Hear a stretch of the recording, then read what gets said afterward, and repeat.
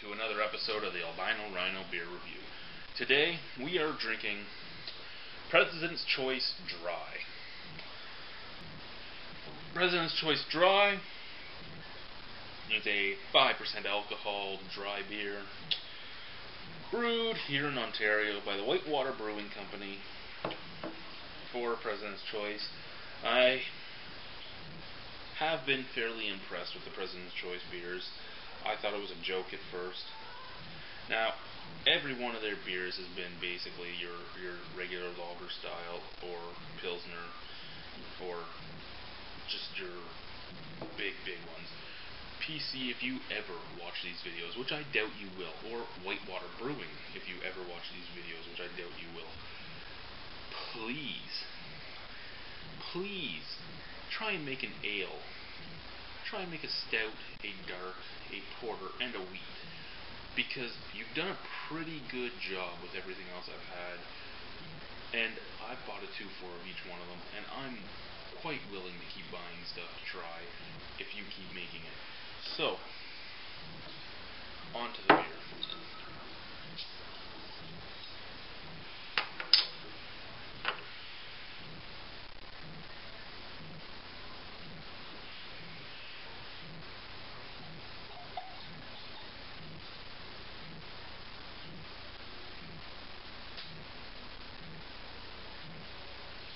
So, you already saw the color. It's yellowy gold.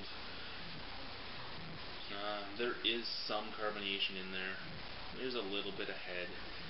It looks like your average beer. I mean, it doesn't look bad. It doesn't look great. I like that it actually did make some head. I like that there is some carbonation moving in the glass. Color isn't bad at all.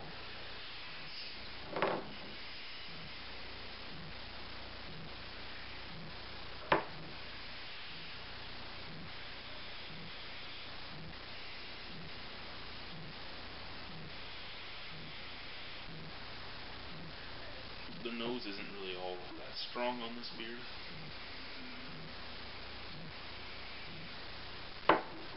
Tiny bit of sweet malt. More bitter floral hops, but that's really the extent of what you're getting on this scent here. Again, the hops are a little more prominent than the malt. Other than that, they're both pretty subtle. They're both in the background. They're not hidden behind anything. They're just in the background. They're not a prevalent smell at all. Taste-wise, truthfully, I've never actually thought about the taste as I drank this, but I've drank about half the 2-4 already. My beer fridge is large. It's filled with a lot of beer. I think it's hard to get to some of it, so you'll drink whatever you get your hands on.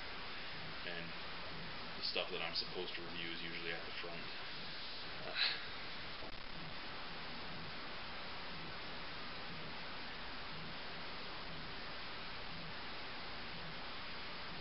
Well,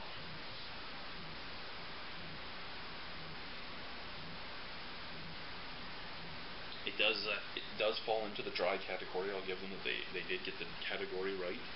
I mean, with the Pilsner, I thought that they made more of a lager, but it fits the category right. I mean, I don't know which dry they were trying to mimic. I would guess kind of tastes like Labatt Dry, sort of like Labatt Extra Dry, but without the lying no aftertaste, horrible aftertaste.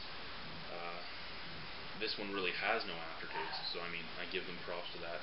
A dry beer really shouldn't have one, and this one hits that right on the nail, where a lot of them don't. A lot of them still have an aftertaste, even though they're made by the big brewers.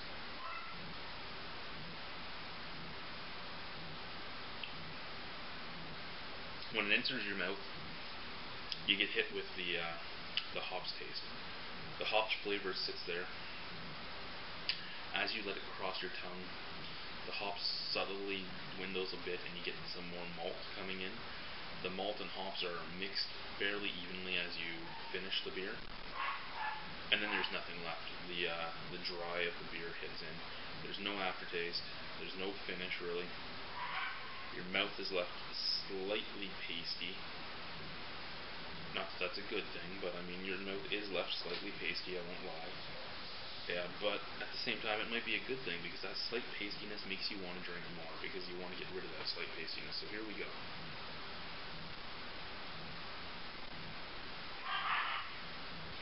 It's kind of crisp at the beginning. There isn't much carbonation in the beer, but it does hit your tongue really well. I don't know if that's because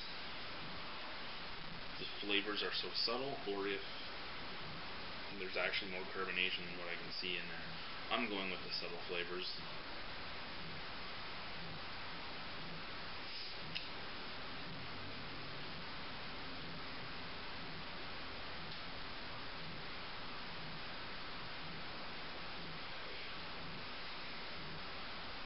That crispness almost hurts if you hold it on your tongue long enough. But it only hits the tip of your tongue. As you swallow it down, it doesn't hit the middle of your tongue, it doesn't hit the back, and you don't really get it in your throat. It's not a bad beer. If you like dry beers, I'd say try it. I mean, most dries claim to have no aftertaste. Of what I've noticed is a lot of them do. This one really doesn't. As I said, it's just gone. It hits that dryness like it's supposed to. It's wet as it goes in, and then once you swallow it, it's like your mouth is dry. It has a torte flavor to it. I mean, it mixes well too. The balance in the middle is fairly good. The hops on the tip of your tongue give you that bitterness.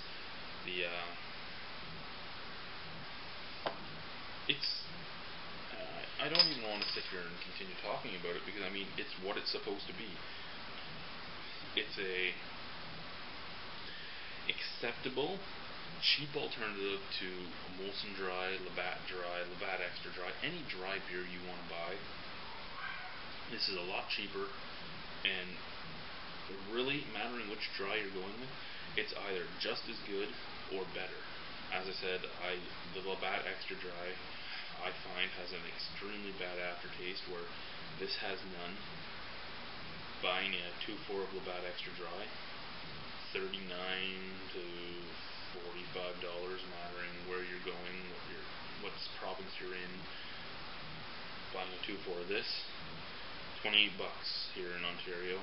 I mean, for you Americans, that's a lot of money for a 2.4. For us, that's the cheapest you're legally going to find here in Ontario.